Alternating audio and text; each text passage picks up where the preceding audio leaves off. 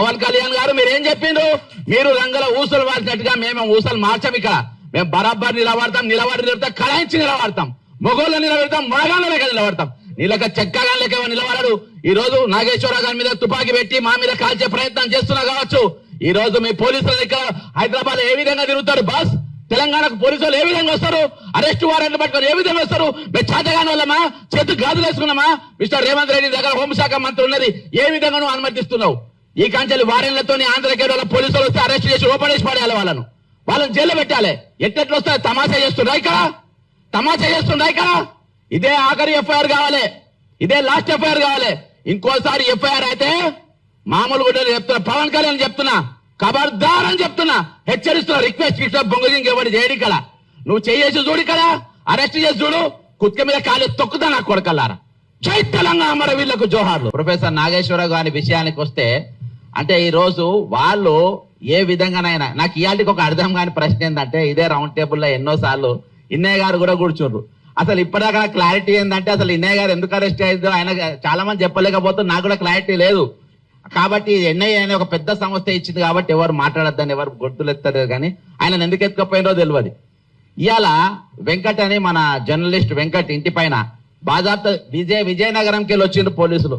అరే భయ్, ఆయన ఏమన్నా పెద్ద ఏమన్నా టెర్రరిస్టా, పెద్ద యాంటీ సోషల్ ఎలిమెంటా? దేనికోసం పోలీసులు వచ్చిండ్రు? అరే ఇది తెలంగాణ ఆంధ్రలో అయ్యా జాగిరైపోయిందా ఇది? అంటే అక్కడికి వెళ్ళి హైదరాబాద్ తెలంగాణ పోలీసు వాళ్ళు వస్తారు, ఇక్కడ వచ్చి ఇళ్ళ మీద పడతారు. అరే మేము మామూలు వాళ్ళమా?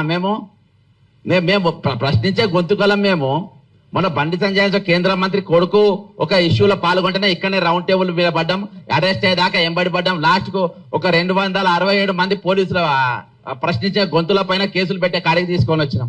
అరే అంత గట్టి స్వరాలు ఉన్నాయి ఇక్కడ. ఇలా అంటే పోలీసు వాళ్ళు ఎట్లా వస్తున్నారు అసలు ఆంధ్రాకి వెళ్ళి ఇక్కడికి పోలీసులు? జగన్ రెడ్డి గారు, మీకు రెడ్డి గారికి నాయుడు గారికి ఏమైనా ఉన్నదా లింకు? మీరేమైనా కన్ను కొట్టి ఆయన ఇక్కడికి వచ్చి మీరు వేసుకపోండి అని చెప్పి ఇద్దరం కన్ను కొడుతుండ్రా? ఏమైనా ఇక్కడ మేజర్ ఇష్యూస్ ఏమైనా డైవర్ట్ చేసే ప్రయత్నాలు చేస్తుండ్రా?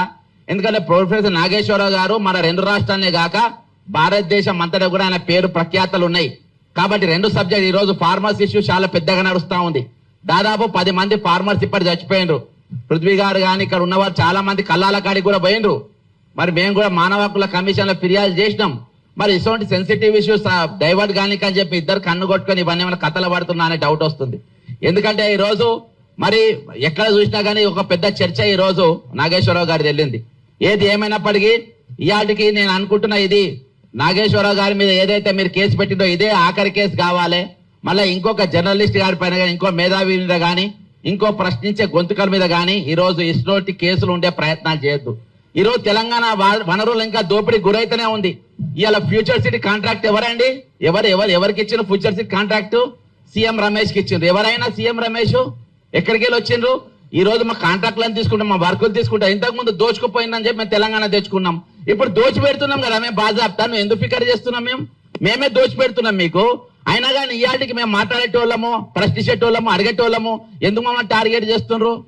ఈ రోజు నేను గతంలో రాజశేఖర రెడ్డి గారు సీఎం గా ఉన్నప్పుడు నేను కార్పొరేషన్ చైర్మన్ గా చేసిన. అక్కడ ఉన్న క్యాడర్ తోని కొంచెం నాకు దగ్గర సంబంధాలు ఉన్నాయి. ఎందుకంటే రాంబాబు గారు వాళ్ళందరూ కూడా నాతోని చైర్మన్ గా ఉన్నటువంటి వ్యక్తి. కొంచెం నేను ఇన్పుట్ తీసుకున్నా అసలు జరిగింది ఏందని. నాగేశ్వరరావు గారు ఏదైతే విశ్లేషణ చెప్పిండో అది కరెక్టా రాంగా అని చెప్పి 100% కరెక్ట్ అని చెప్పిన. మరి ఎఫ్ఐఆర్ చేస్తారా నా మీద? ఇది అభిప్రాయం చాలా మంది పెడుతున్నారు. మరి నాగేశ్వరరావు గారు చెప్తానే అంటేనే ఎందుకు పెట్టిండ్రు? ఎందుకంటే అది అయితే 2 రాష్ట్రాలలో కాదు దేశ వ్యాప్తంగా పాపులర్ అవుతుందని. ఇదే నేను ఒకటే చెప్తున్నా, మీరు వెంటనే ఆ పెట్టిన కేసులు వాపసు తీసుకోవాలని చెప్తున్నా. ఇంకా ఈ చిల్లర కథలు ఏవైతే మీరు పేడ్ మీడియాతోని మరి నిత్యమైన పైన ఏవైతే పోస్టింగ్